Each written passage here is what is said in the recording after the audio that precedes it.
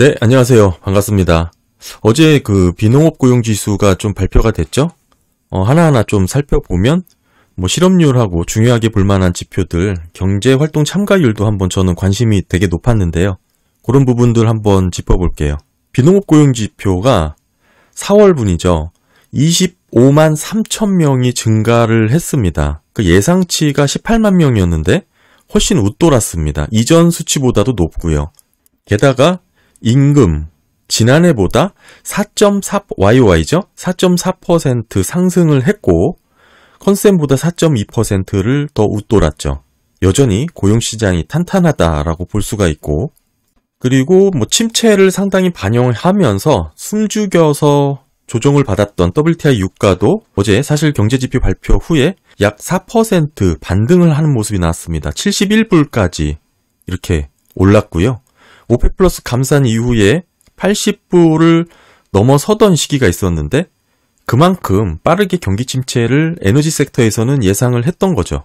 한 며칠 동안 의미 없이 흐르던 주가도 어제 반등이 나타났죠. 다우지수가 1.65, S&P가 1.85, 나스닥은 2%가 넘게 2.25% 이렇게 오른 모습을 보여줬고요. 특히 이제 실업률 3.4%, 사실상 69년 이후에 54년 만에 최저치라고 합니다. 완전 고용보다 더 완전 고용이라는 수치가 지금 현실적으로 일어났고요. 이게 전월 3.5%보다 더 낮아진 수치고 시장 컨센보다도 더 낮죠. 사실 우리가 어제와 엊그저께죠. 그리고 어제 이렇게 고용지표 관련해서 상당히 중요하게 들여다봤던 이유는 역시 인플레이션이 있습니다. 근원 CPI, 특히 주거비 항목을 제외한 슈퍼 근원이라고 불리는 이 스티키한 부분 항목들을 쭉 보시면 스몰 비즈니스 영역이 참 많고요. 고용과 임금 상승률을 중요하게 들여다봐야 된다. 인플레이션과 직접적인 연관성이 있기 때문에 그렇죠. 그래서 사실 주요 경제지표 중 고용, 임금 관련된 내용 중에는 실업수당 청구 건수만 높은 수치가 나왔고 사실상 연속 실업수당 청구 건수라든지 그 이에 어제 발표된 비농업 고용지수, 실업률, 임금 상승률 등등은 여전히 고용시장이 탄탄하고 견고하다라는 것을 좀 수치로 보여줬습니다. 사실 그러면서도 연준의 이번 FOMC 회의 또 기자회견의 내용 중에는 인플레이션에 대한 우려를 그렇게 크게 하고 있지 않다라는 느낌을 좀 많이 받았죠. 특히 이 주거비 항목을 제외한 이런 끈적끈적한 스티키한 항목들이 많아서 지금 고용과 임금 상승률을 중요하게 들여다보고 있긴 하지만 전반적인 CPI라든지 소비자 물가 관련해서는 연준은 주거비에 꽤 많은 희망을 갖고 있는 것으로 엿볼 수가 있었고요. 결국 주거비가 인플레이션에서 많은 부분을 해결해 줄 것이다 라는 기대를 품고 있었다고 보여지고요. 아무래도 부동산 시차를 두고 떨어질 것이라는 것이 이제 대체적인 컨센이기 때문에 그렇죠. 10년물 국채금리, 시장금리 보면 3.4%까지 소폭 이렇게 반등을 했고요. 사실상 3.3 무렵에서는 경기 침체를 어느 정도 가정을 반영하고 있는 수치죠. 제가 그래서 3.3 이하를 뚫고 가려면 뭔가 새로운 은행 리스크가 위험 요인으로 조금 생겨야 이 영역이 다시 한번 돌파를 할 것이다 라고 또 전망을 하기도 했는데요. 그래서 실질적으로 애널리스트들이 내년에 이익 추정을 빠르게 지금 높이고 있습니다. 상승 쪽으로 순방향을 조절하는 모멘텀을 좀 반영하기 시작하는 그런 턴어라운드의 지금 시기를 지금 주식시장은 반영을 하고 있고요. 사실상 경기 침체에 대한 우려를 상당히 낮게 보고 있는 것이죠. 네, 그래서 사실 숫자로만 놓고 보면 그렇게 해석을 할 여지가 충분히 있다고 봅니다. 지금 비농업 고용지수가 25만 3천 이렇게 높게 나왔는데 사실 전 지수가 좀 유독 많이 낮게 나왔었죠. 16만 5천 상당히 낮게 나왔고 이로 인해서 지금 18만 명을 추정을 예측을 했는데 지금 높게 나온 겁니다.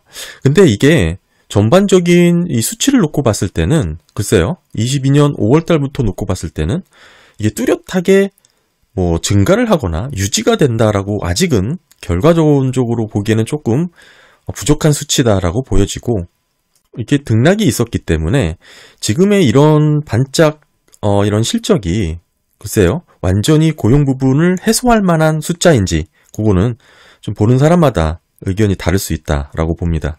그리고 임금 상승률도 마찬가지죠. 이게 전월 MOM인데 쭉 빨간 선을 보시면 지금 0.5%가 발표가 됐지만 이게 한 달 간격으로 이렇게 파동이 있는 거죠. 이게 쭉 균일하게 동등하게 이렇게 수치가 나오는 게 아니고 어느 정도 이렇게 튀는 기간별로 시즌별로 그런 게 있기 때문에 이걸 그대로 0.5%가 나왔다 그래서 이전보다 높고 예측보다 높다 그래서 마냥 부정적으로만 볼 수 있냐. 이것도 마찬가지입니다. YY로 보시면 저는 이거 보고 조금 희망을 갖게 됐는데 물론 다 높습니다. 컨센보다도 높고 4.4%긴 한데 지금 쭉 보시면 22년 5월 이후로 하락세입니다. 쭉 떨어지고 있어요. 그러니까 이게 떨어지고 있는데 생각만큼 빨리 안 떨어졌다라고 해서 이걸 좋아해야 될 것인지 그거는 조금 의문이긴 합니다. 그리고 이제 실업률은 사실 할 말이 없죠. 사실 54년 만에 가장 낮은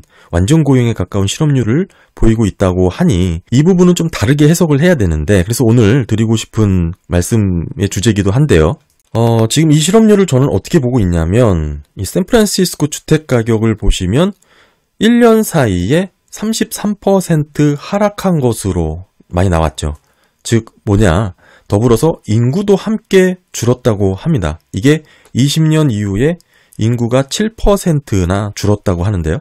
특히 샌프란시스코의 이 베이 지역의 주택 가격을 놓고 보시면 08년 금융위기 이전의 10개월 전 하락보다 이번 하락의 폭이 더 많이 떨어졌다라고 지적을 하고 있습니다. 사실 07-08년도를 보시면 고점에서 저점까지 약 몇 퍼센트인가요?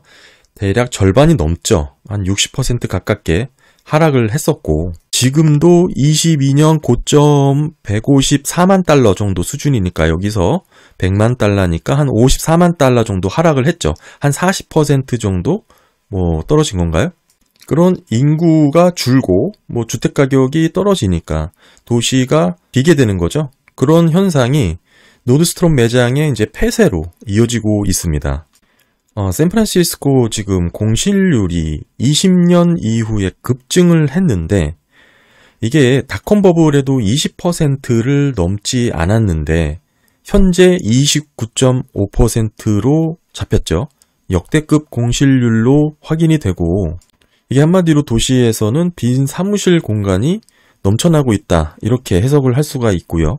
최근 기사에 의하면 약 3억 달러 규모의 사무실 건물이 팔지를 못하고 가격을 낮춰서 4년 전 가격으로 돌아갔음에도 거기서 80% 정도 수준으로 즉 6천만 달러 정도의 거래가 이뤄질 것이다라고 그렇게 전망을 하기도 합니다. 이런 특징이 사실 도시 인구의 감소로 이어졌다라는 것인데 대표적인 도시 지역 샌프란시스코에서의 휴대전화 활동량입니다. 즉 팬데믹 이전과 비교를 해보면 현재 수준이 가장 낮게 잡혔다라는 것을 확인할 수가 있어요.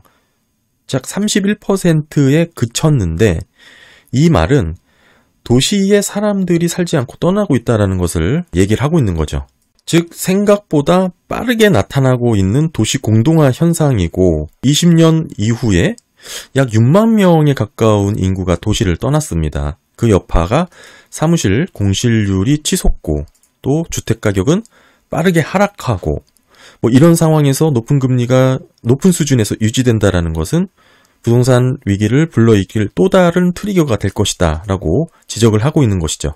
지금 미국 고용이 탄탄하다고 수치가 나왔는데 미국의 실업률은 역대급으로 낮은 수치를 보이고 있죠. 사실 이렇게 실업률이 낮으면서 그러니까 잡을 찾는 구인율도 상당히 높은 이런 현상은 상당히 이례적인 모습입니다. 그러다 보니 전문가들 사이에서도 의견이 분분한데요. 특이할 정도의 상황이죠. 사실 연준도 실업률을 보면서 어느 정도 기준금리의 척도로 활용을 하는데 인상 정도라든지 다양한 정책 결정을 결정하는 주요 지표가 실업률이긴 하죠. 그런데 이게 지금 실업률만 놓고 보면 완전 고용 상태이기 때문에 말 그대로 다른 경제 지표 신경 쓰지 않고도 오로지 실업률이 이렇게 낮으면 금리 금리 정책 결정을 하는데 그냥 아무런 거리낌이 없이 시행할 수 있는 근거가 됩니다. 그렇긴 한데 지금 이 상황이 사실 좀 의아한 상황이긴 한 거죠. 과거에 이런 사례가 없었기 때문이고, 그런 와중에서도 역시 월스트리트저널에서 조사한 바로 의하면 경기 침체 확률을 61%로 상당히 높게 전망을 하고 있는 경제학자들이 더 많은 것으로 여전히 확인이 됐고요. 중요한 건 고용, 임금이죠. 그런데 대체적으로 후행에서 나타난다는 특징이 있습니다. 이게 끝단에서 부러지고 나서야 탄력적으로 나타나는 게 흠이라는 지표죠. 그러니까 연준이 실업률이 좋다고 과도해서 오버페이스를 하게 될 경우 또 다른 차원의 문제가 생길 수가 있게 됩니다. 그러면 지금의 고용지표, 특히 이 낮은 실업률을 보면서 연준과 시장이 잘못 보고 있는 것은 없을까 한번 살펴보는 게 필요한데요. 인플레이션을 잡겠다고 금리를 올릴 때 사실 어디까지 얼마만큼 올려야 하는지 그 정확한 기관과 상단을 유지하는 그 정도를 정확하게 알고 정책을 할 수는 없습니다. 그런 사례도 없었고요. 다만 이제 실업률만 보고 판단하면 안 되는 경제 상황이 되지 않았냐라는 것을 말씀드리고 있는 겁니다.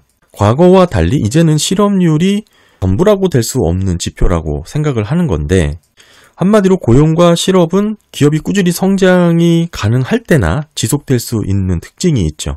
회사의 돈이 쌓이고 엄청나게 지속적으로 성장성을 인정받는 회사, 대표적으로 애플과 마이크로소프트가 있을 텐데 이외 몇몇 테크 글로벌 기업들이죠.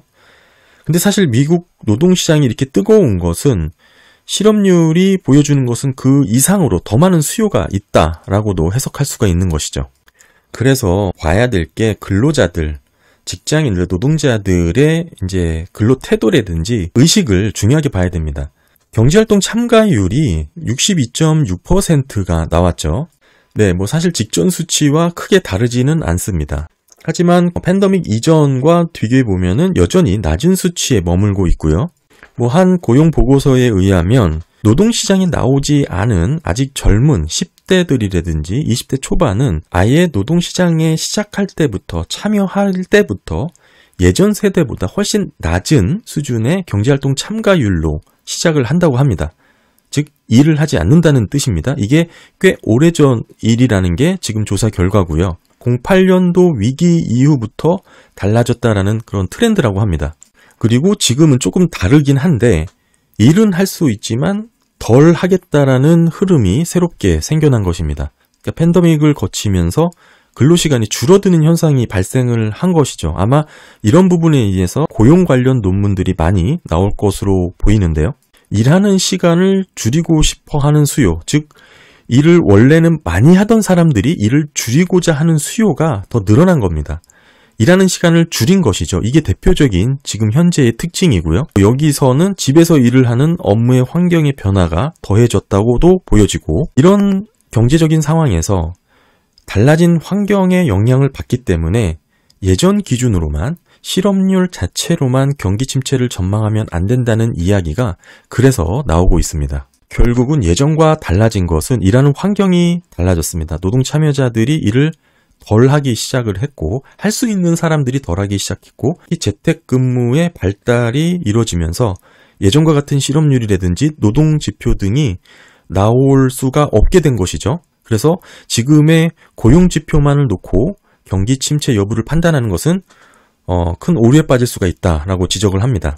쉽게 말씀을 드려서 낮은 실업률이 유지가 되는데 경기 침체를 불러올 수 있냐라는 새로운 고민이 시작된 것입니다. 즉 일하는 환경이 변화됐고 근로자들의 의식도 달라졌고, 그로 인해 사실 실물 경제에서 영향이 나타나기 시작했죠. 오피스 공실률이 치솟았고 도시주택 가격이 떨어졌고 담보가치가 축소되니까 대출 부실화 우려가 높아지니 은행 리스크는 확대되고, 자연스럽게 대출 태도가 나빠지니까 기업 신용이 경색이 됩니다. 경기 침체가 자연스럽죠? 그리고 나서야 실업률 증가로 이어지게 되는 겁니다.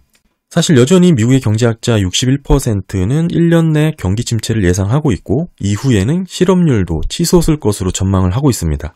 어제 시장 금리는 고용지표가 생각보다 상당히 견고하게 나왔음에도 불구하고 초반에는 많이 밀렸다가 장 후반에 많이 회복하는 모습을 보여줬고요. 아마 저랑 비슷하게 뭐 이렇게 시장 참여자들이 생각하는 거 아닐까 이렇게 생각을 해봅니다. 네, 이것으로 고용지표, 또 임금 상승률, 경제지표, 주요 경제지표 한번 살펴봤습니다. 감사합니다.